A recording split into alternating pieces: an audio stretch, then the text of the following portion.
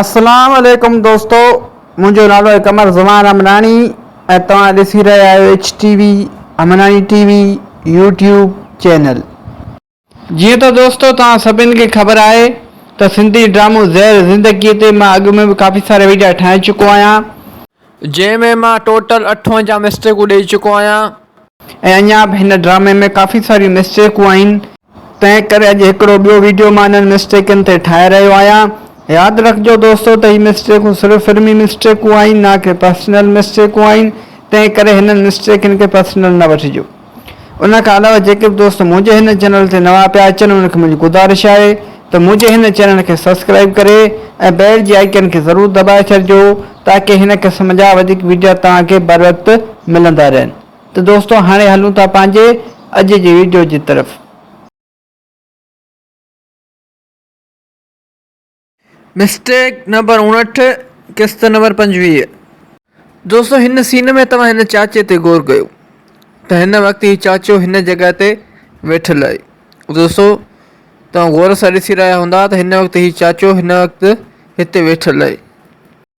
ऐं दोस्तों कुझु ई देरि खां पोइ जॾहिं ही सीन थो अचे त तव्हां ॾिसो हाणे उहो चाचो हितां ग़ाइबु थी वियो आहे।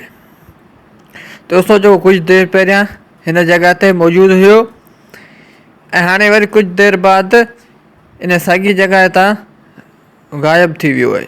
दोस्तों हीअ बि हिकु वॾी मिस्टेक आहे हिन ड्रामे में। मिस्टेक नंबर 60, किस्त नंबर 25।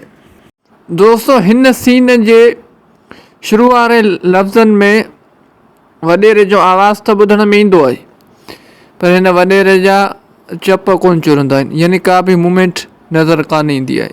दोस्तों तव्हां पाण बि ॿुधो। हालार जे इन कदम सां ओठे वारनि जी इज़त दागदार थी आहे। हालार जे इन कदम सां ओठे वारनि जी इज़त दागदार थी आहे। दोस्तों उमेद है तो ये मिस्टेक तव्हांखे सम्झ में अची वई हूंदी। दोस्तों हीअ मिस्टेक मुंहिंजे ख़्याल में ऑडियो रिकॉर्डिंग जी आहे। त हिननि हीअ अल्फाज़ जेके वॾेरो चवे पियो इहे पहिरियों ऑडियो रिकॉर्डिंग करे रखिया हुया ऐं बाद में उन्हनि वीडियो फिट कयो हूंदो, उन जे करे हीअ मिस्टेक थी वई हूंदी। दोस्तों हिन मिस्टेक जे बारे में तव्हां छा था चओ मूंखे कमेंट सेक्शन में ज़रूरु ॿुधाइजो। मिस्टेक नंबर 61, किस्त नंबर 25।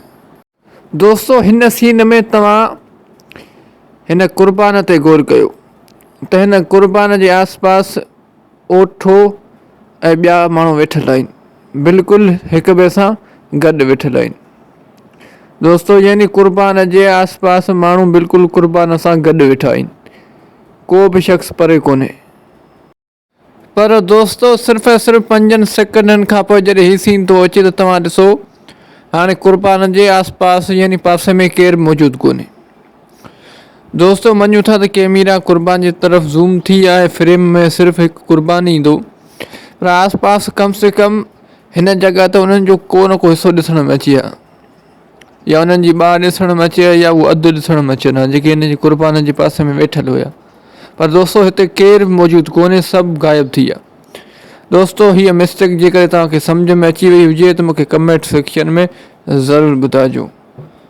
मिस्टेक नंबर 62, किस्त नंबर 25। दोस्तों हिन सीन में तव्हां ॾिसो हिते काफ़ी सारा माण्हू वेठल आहिनि। हिन वक़्तु हिते काफ़ी सारा माण्हू वेठल आहिनि ऐं उन खां अलावा दोस्तों जेकर तव्हां हिते ॻणप करणु चाहियो त बि करे सघो था। हिते टोटल 20 माण्हू हिन वक़्तु वेठल आहिनि। ऐं दोस्तों जॾहिं कुझु ई देरि खां पोइ हीउ सीन थो अचे त तव्हां ॾिसो हाणे हुते सिर्फ़ु चंद माण्हू वेठल आहिनि, बाक़ी ॿिया ग़ाइबु थी विया। दोस्तों पहिरें सीन में 20 माण्हू वेठल हुया, पर दोस्तों जेकर हिन में बि तव्हां ॻणप करणु चाहियो त करे सघो था। हाणे सिर्फ़ु हिन सीन में हिते 14 माण्हू वेठल आहिनि। दोस्तों हाणे पाण हिन ॿिन्ही सीननि जो कंपेरिज़न करे था ॾिसूं, पोइ तव्हां पाण ई फ़ैसिलो कयो।